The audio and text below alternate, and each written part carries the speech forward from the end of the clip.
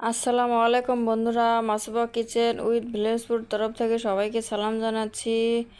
বন্ধুরা, তোমরা কেমন আছো? আশা করি ভালোই আছো, আমিও ভালো আছি। বন্ধুরা, আজকে রেসিপিটা নিয়ে আসলাম প্যানকেক। দেখো বন্ধুরা, আমি কীভাবে বানালাম প্যানকেকটা। খুব সুন্দর হয়েছে, খাইতেও দারুণ সুস্বাদু মজাদার একটা রেসিপি।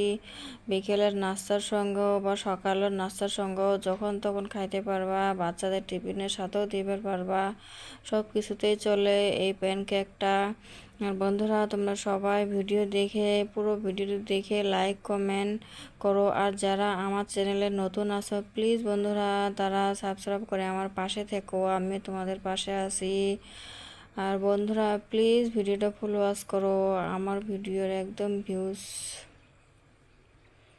কম। বন্ধুরা প্লিজ দেখো প্যানকেকটা কত সুন্দর হয়েছে, অসাধারণ খাইতে, দারুণ টেস্ট হয়, খুব একটা অসাধারণ রেসিপি। আশা করি তোমাদের কাছে সম্পূর্ণ ভিডিওটা ভালো লাগবে। পুরো ভিডিওটা দেখতে থাকো কিভাবে আমি এটা রেসিপিটা বানাই। এই একটা ডিম ভেঙে দিলাম, তোমরা চাইলে দুটো ডিমও দিতে পারবে, আমি একটা দিয়ে দিছি।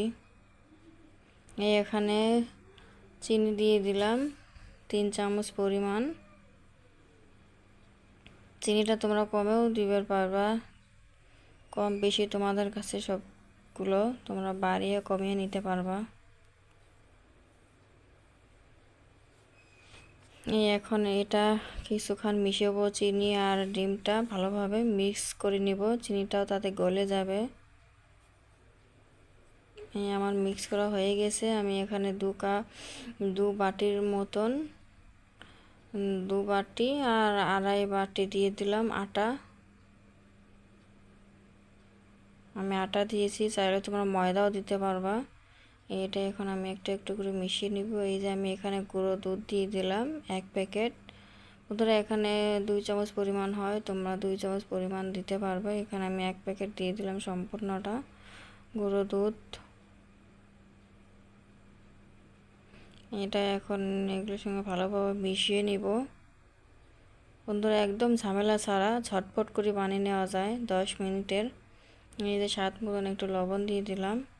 আর তোমরা যারা লবণ, এইটা লবণ দিতেই হয়, না হলে স্বাদ লাগে না বন্ধুরা।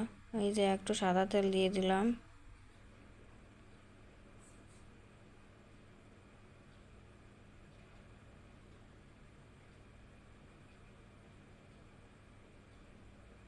এই জল দিয়ে দিব আমি।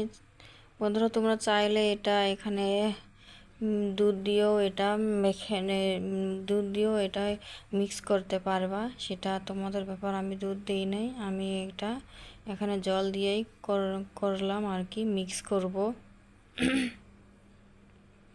এটা একসঙ্গে বেশি দিবা না, একটু একটু করে দিবা, না হলে ডোটা বেশি পাতলা হবে। আমি একটু একটু করে দিয়ে এইভাবে মেখে নিচ্ছি। তোমরা দেখো আমি কিভাবে একটু একটু করে দিয়ে মেখে নিচ্ছি এটা।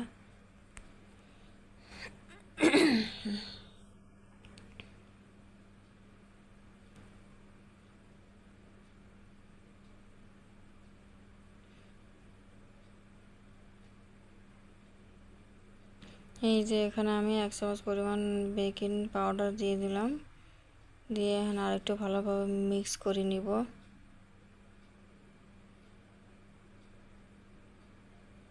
দারুণ মজাদার হয় কিন্তু বন্ধুরা, এই প্যানকেকটা দারুণ মজাদার। এই যে আমার মিক্স করা হয়ে গেছে। এখানে আমি তাওয়াটা বসিয়ে দিছি, আমি এখানে রুটি করা তাওয়া বসিয়ে দিছি। বন্ধুরা দেখো, আমি আগে একটু তেল ব্রাশ করে নিয়েছি, তার উপর বেশি দিবা না, সামান্য পরিমাণ নিয়েছি আমি। একবার দিয়ে দিলেই হয়, বেশি তেলটা দিবে না, চুপচুপে ভাব করে। এই দেখো একটু একটু একটু একটু করে ছিদ্র আসবে লাগছে। এই ভাব হবো যখন, দেখতে পারবো কি সুন্দর এই যে ছিদ্র ভাবটা চলে আসবে লাগছে। আরেকটা দিয়েছি, আরেকটাও এই ছিদ্র ভাব চলে এসেছে। এভাবে উল্টিয়ে দিবে একটু।